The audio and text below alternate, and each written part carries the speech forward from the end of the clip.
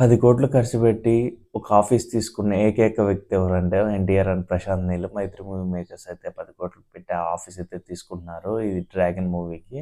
అది చాలా అంటే చాలా గొప్ప విషయం. ఇదే మా అడివన్నకి ఇచ్చేసి ఏకంగా దానికి ఓ 4, 5 సినిమాలు తీసేసి బ్లాక్ బస్టర్‌లు ఇచ్చి దానికి 4 టైమ్స్ ఎక్స్‌ట్రా ఇచ్చేస్తాడు. అండ్ చూడాలి ఒక ఆఫీస్‌కి ఎంత పెట్టారంటే ఇంక మూవీ ఏ విధంగా ఉంటదనేది. అండ్ ఇంకోటేందంటే ప్రశాంత్ రీసెంట్‌గా ఒక మన బాబీ ఉన్నారు గదా! బాబీ అయితే ఒక ఇంటర్వ్యూ అయితే ఇచ్చాడు. అదే 'సలార్‌లో' హీరో పక్కన ఉంటాడు గదా! తను.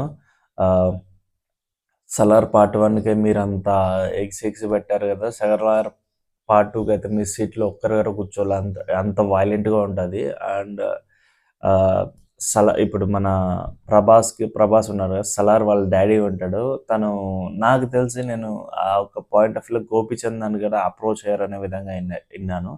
చూడాలి అది ఎంతవరకు నిజమా? కాదా? అనేది.